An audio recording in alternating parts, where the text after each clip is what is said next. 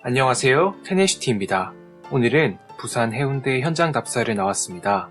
다들 해운대 하면 LCT와 마린시티 같은 초고층 아파트와 주상 복합을 떠올리실 텐데요. 해운대구의 모든 지역이 그렇진 않습니다. 실제로 해운대구는 보시다시피 굉장히 넓고 중간에 위치한 장산이 전체 면적의 80%를 차지하고 있습니다. 오늘은 그 중에서도 해운대구 중동에 속하는 해운대 롯데캐슬스타, 롯데캐슬마린, 중동 두산위브 일대를 둘러보고 왔습니다. 먼저 자세한 가격 현황을 말씀드리겠습니다. 첫 번째로 해운대 롯데캐슬의 경우 2020년에 준공된 신축인데요. 당시 분양가가 평당 1,800만원 정도였습니다. 용적률이 무려 885%로 해운대 비스타 동원과 해운대 센트럴 푸르지오와 더불어 중동 추복 3형제 중 하나입니다. 35평을 기준으로 말씀드리겠습니다.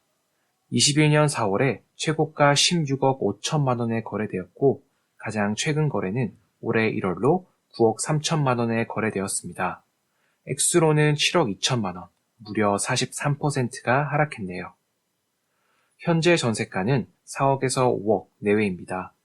상승기 정점인 21년 전세가 6억, 7억에 비교하면 전세가도 매매가와 동반해서 하락한 모습을 보이고 있습니다.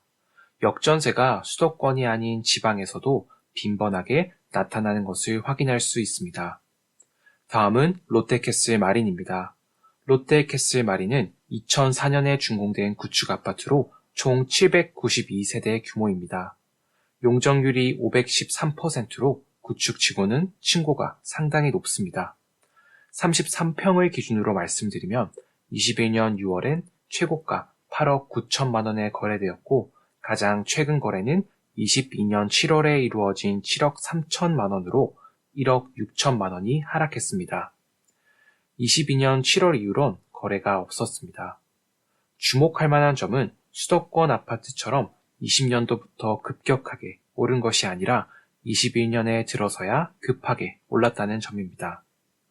수도권에서 시작된 아파트 투자 수요가 지방으로 퍼졌다는 증거입니다. 서울과 수도권을 휩쓸고 간 투자자들이 지방으로 눈을 돌렸고 제2의 수도라 불리는 부산, 그 중에서도 입지가 가장 좋은 해운대로 돈이 몰린 것이죠. 전세가는 비교적 꾸준합니다. 중동 지역 일대가 입지적으로 좋은 환경이니 실거주 수요가 꾸준히 있다는 뜻으로 풀이됩니다. 마지막으로 중동 두산 위브입니다. 2008년 준공된 구축 아파트고 총 358세대입니다. 총 358세대밖에 없지만 용적률이 794%나 됩니다.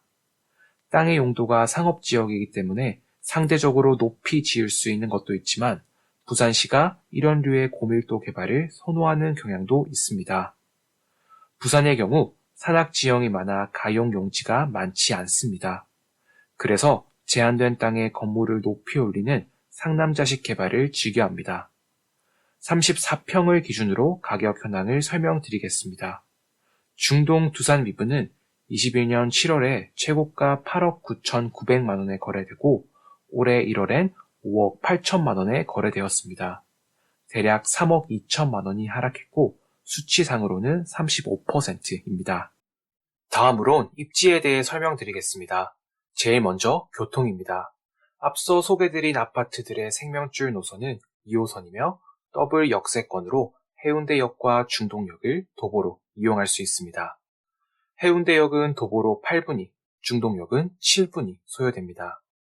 실제로 해운대역과 중동역 간의 간격이 멀지 않고 단지들이 그 사이에 위치하다 보니 역을 이용하기 편리하다는 느낌을 받았습니다.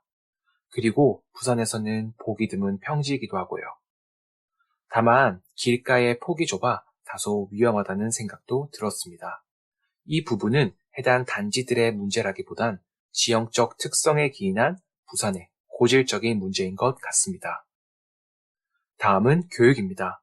세 아파트 모두 해운대초를 품고 있는 초품화입니다. 그리고 근처 중학교론 신도중, 해운중이, 고등학교론 신도고, 해운여고 등이 있습니다. 해운대구에는 학원가가 크게 두 개가 있는데요. 하나는 장산역 일대 좌동 학원가이고 다른 하나는 센텀시티 일대의 우동 학원가입니다. 두 학원가 모두 규모가 상당히 큽니다. 장산역 좌동 학원가가 거리상으로 더 가깝기 때문에 우동 학원가보다 선호도가 조금 더 높습니다. 다음은 상권입니다. 300m 거리에 이마트가 위치합니다. 주목할 만한 점은 거대한 해운대 상권과 해리단길 상권이 가까이 있다는 점입니다. 단지 주민들은 두 상권을 모두 도보로 이용할 수 있죠. 그리고 해운대 해변로를 따라서 산책길이 조성되어 있어 해운대 해수욕장을 이용할 수 있습니다. 실제로 현장 답사를 했을 때 반려견을 데리고 산책하는 분을 포함해서 유동인구가 굉장히 많았습니다.